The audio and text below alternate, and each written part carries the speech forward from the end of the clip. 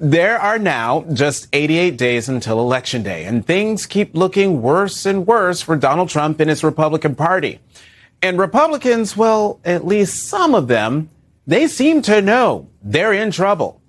The Hill reports Fox Business host Larry Kudlow, who served as National Economic Council director during President Trump's first term, scolded Senator Tommy Tuberville during an interview Wednesday about the lack of big Republican accomplishments this year. Quote, "The Republicans are doing nothing. I mean, you got stuff out there. The polls are lousy," Kudlow declared at the start of the interview. I mean, oh, damn.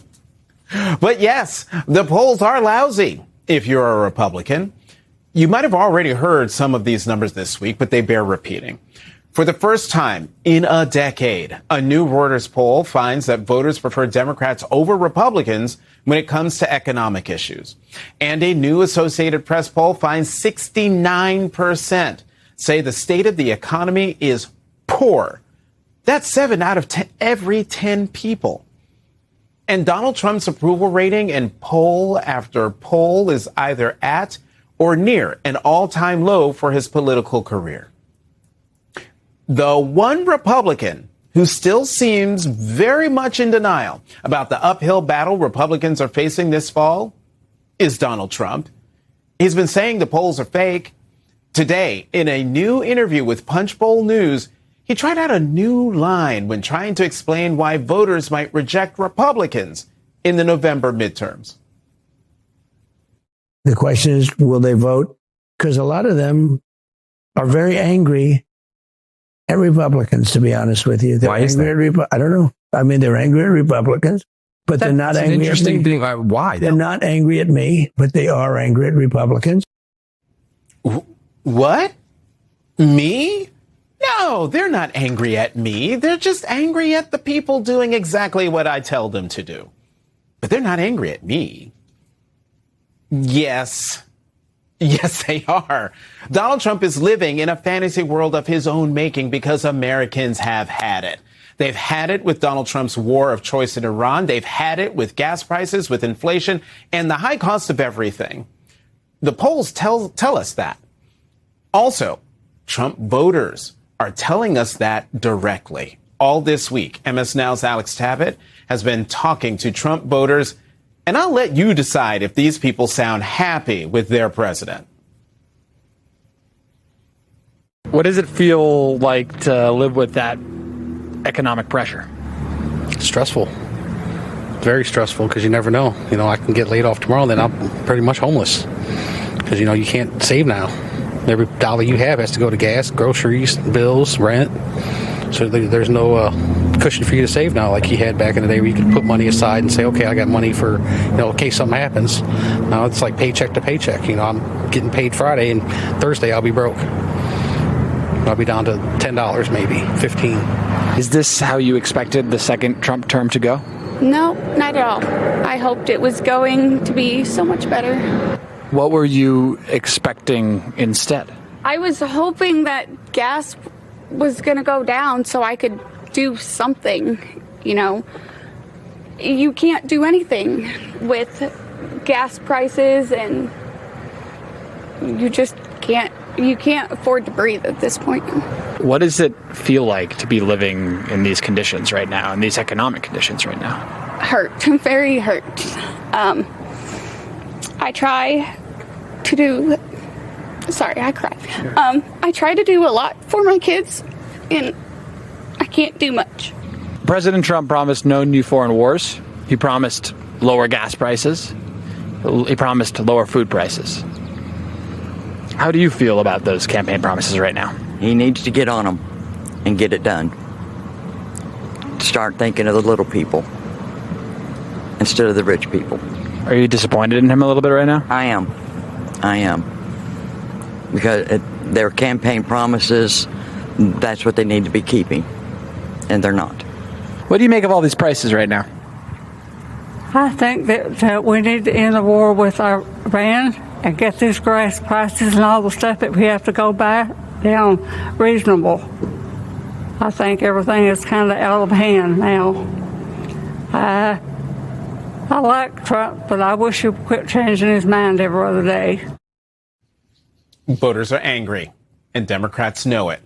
Last night on this program, my colleague Eugene Daniels laid out some key races that Democrats have turned into true battleground contests. In Georgia, Keisha Lance Bottoms has a real shot at retaking that state's governor's mansion for Democrats for the first time in more than 20 years. And Georgia Senator Jon Ossoff is winning Republican support in his fight to keep that critical U.S. Senate seat. Also helping Democrats in their fight to retake the United States Senate is Iowa's Josh Turek, who is statistically tied inside the margin of error in the latest polling for the U.S. Senate seat now open, with Republican Senator Joni Ernst retiring. A Democratic senator from Iowa is something no Republican seriously considered possible when Donald Trump retook the White House less than 2 years ago. And yet, here we are. In fact, today, the Democratic Senatorial Campaign Committee, the party's only committee solely dedicated to electing a Democratic Senate, celebrated the gains their Senate candidates are making. The organization put out a press release stating, quote, with less than 90 days to go until the midterm elections, Republicans are losing ground across the country as Democrats continue to go on offense in key Senate battleground states, building momentum heading toward November. Yesterday, analysts at Inside Elections shifted the Senate contests in Georgia, Iowa, North Carolina, and Texas toward Democrats, delivering a brutal snapshot of a GOP Senate map collapsing in the final stretch. And in Michigan tonight, after a tough primary this week, Democrats showed they remain united rather than divided at a unity event. In the spirit of unity, in the spirit of the work, in the spirit of coming together, I want to thank both of my colleagues who ran, Haley Stevens and Mallory McMorrow, for an incredible race. Their incredible public service to the state of Michigan. And I cannot wait to see what both of them will do next. We are so blessed to have that caliber of public servant here in Michigan.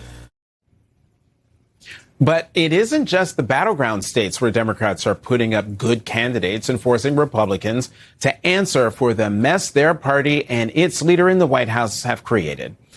There are candidates out there doing the work, knocking on doors, making their case, and trying to create the next political upset.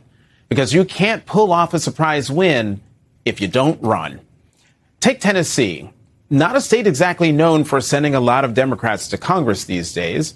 That's especially true after Republicans there yet again gerrymandered the state's election map this year, trying to erase every Democratic House seat they can.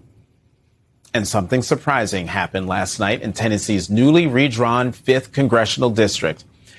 Republican Congressman Andy Ogles, who was running for re-election with Donald Trump's endorsement, became one of the few incumbents in Tennessee history to ever be defeated in a primary.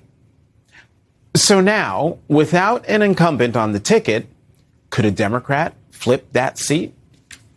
Leading off our discussion tonight is the Democrat looking to do exactly that. Columbia, Tennessee Mayor Chaz Molder. He is now the Democratic nominee for Tennessee's 5th congressional district. Mr. Mayor, thank you for coming to The Last Word. Let's look at this new gerrymandered map. It's a strange shape. It includes a sliver of Tennessee's entire western border, including part of Memphis, which Republicans sliced into 3 districts. It then curves up and east before going south to include suburbs south of Nashville, including Columbia, where you're now mayor. That's part or all of 17 counties and a lot of different kinds of voters. Mr. Mayor, what's your main message to them, and what are the top issues in this campaign? Well, Jonathan, it's great to be with you. And, you mentioned the gerrymandering, and actually I would call it a dummy mandering. What the legislature did by changing the maps after the deadlines had already passed is create a district that was really well suited for a guy like me. I'm the mayor of my hometown in Columbia, as you mentioned. But you can go to West Tennessee, rural West Tennessee, where my wife's family is from, and we've been married for 20 years now. And you go down to Memphis, which was really the direct target of this gerrymandering. Memphis is a community that I know. I lived in Memphis while in law school. And so in a lot of ways, this district was created for a guy just like me.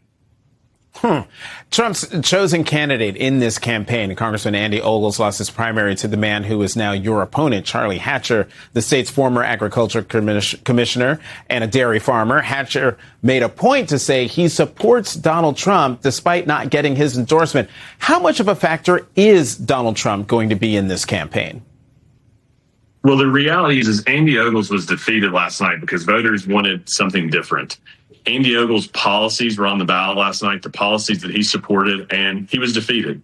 The reality also is my opponent supports those same policies that Andy Ogles supported, and that includes policies that are driving costs. It's heartbreaking to hear the stories that you featured earlier tonight. I'm seeing and hearing those on a daily basis, Jonathan. We set off on a 17-county tour today on the heels of last night's primary win, and we're hearing those stories daily. I just spoke with a farmer here in Dresden, Tennessee, where I am tonight, where we ended our day, who is struggling and who said to me that he doesn't want a government handout. He just wants to be able to charge reasonable and fair prices to the consumer. So we're hearing that daily. We know people are hurting, and our message is we're here to help and be an adult in the room on important conversations. As a mayor, I've had a front row seat to the issues that matter, and those are the issues. As we're sitting around the kitchen table tonight, we're talking about kitchen table issues, and that's really resonating with the voters out in this newly gerrymandered 5th congressional district.